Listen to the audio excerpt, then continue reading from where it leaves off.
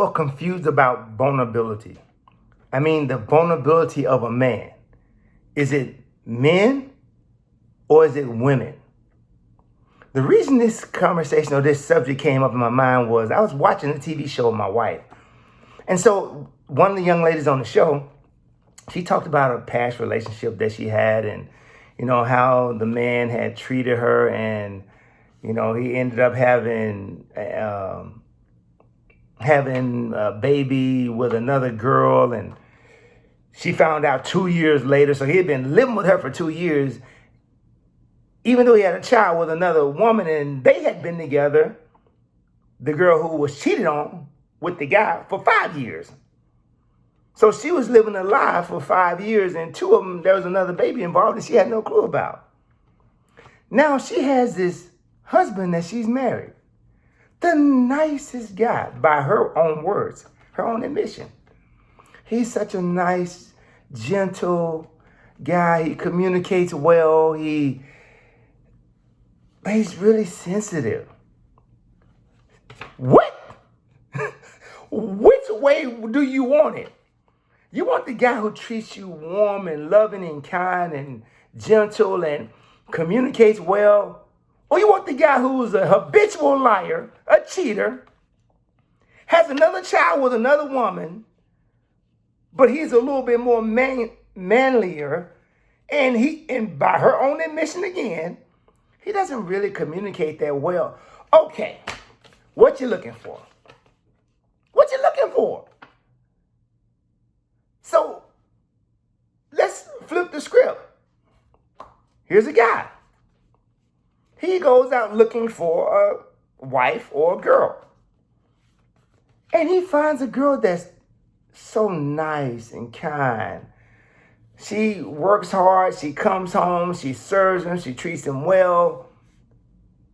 But then he decides he wants to go out and find the girl who teases and pleases him beyond his wildest imagination.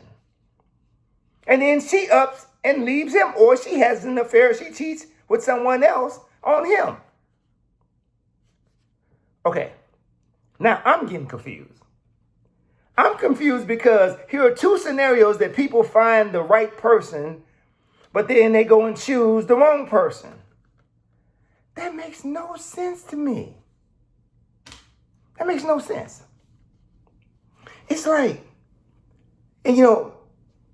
and from a male perspective, when we consider vulnerability, we look at it as though sometimes men are considered to be weak when they cry over a movie, or they have a watching something on TV, or someone shares something with them about, something that can be emotional, and men, we try to, fight back the tears so no one can see us crying. That brings up a thought. I went to see a movie with my wife. I think one of my daughters was with me as well. Movie theater is packed with people. I'll tell you what the movie was. The Notebook. Anybody seen The Notebook? You know it's a tearjerker. It's a tearjerker. So I'm sitting in the movie, and all of a sudden the scene comes up when, the husband and the wife are in the hospital, and the husband climbs in the bed with the wife because she has, her mind's not all there and she can't remember things. And so he's sharing, the story with her and, his love. And man, I'm sitting in the chair, how you we try to hide like we're in the movie. They're like, I'm not crying. No, I'm not crying. You look over to make sure nobody's looking. I'm thinking, wow, this thing is deep. Now, I've been married to my wife longer than Jesus walked the earth, and I'm sitting here trying to hide tears from her about a movie that is a really touching movie.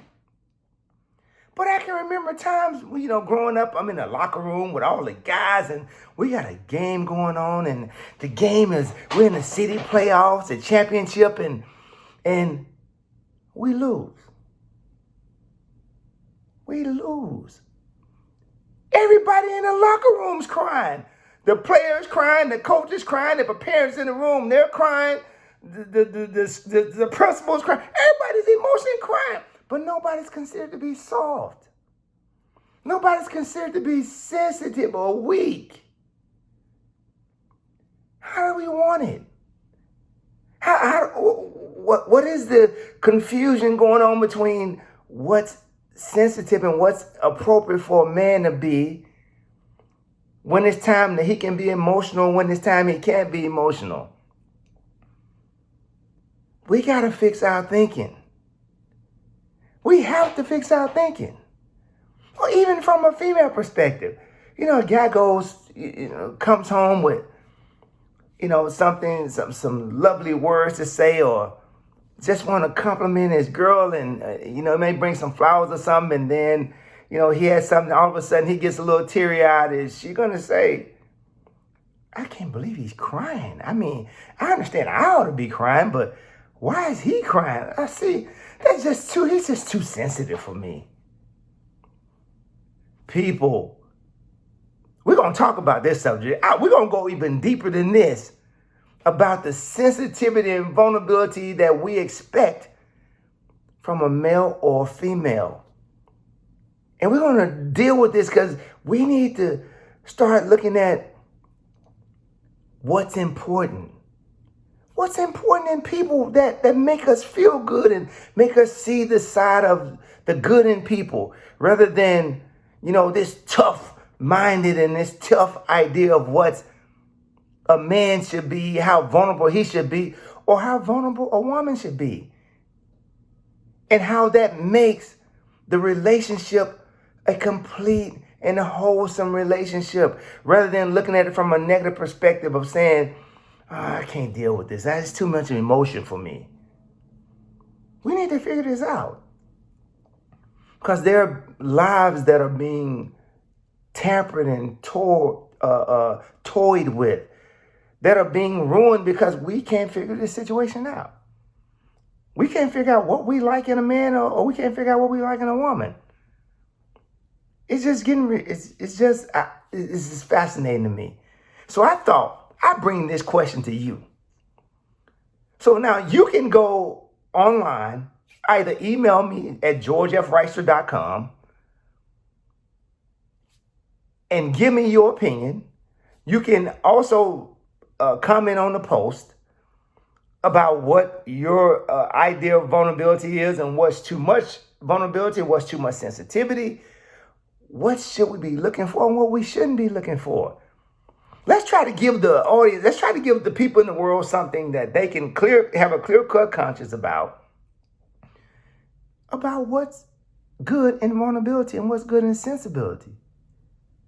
Or sensitivity, I should say. So we can have some healthy and wholesome relationships. Can we do that? Can we just take some time to make that happen? I'm looking forward to your comments. I am really looking forward to your comments because I want to respond and I want to start some dialogue about this, because it should be up on my podcast soon. It should be on YouTube soon. But before that, send in your questions. Go on Facebook, Instagram, any of the social media sites that you follow me on. Share this video, please, so others can comment on, because I really, really want to know, because this is getting confusing to me as well. Nah, it's not really confusing to me, but I got some answers for you, though. Look forward to hearing from you. Hope you're having a great day. Life is good, and it's only getting better. George Reister, your mindset mastery coach. We're going to share this time, share this conversation on A Moment in Time on my podcast. Look forward to seeing you there. Okay, bye.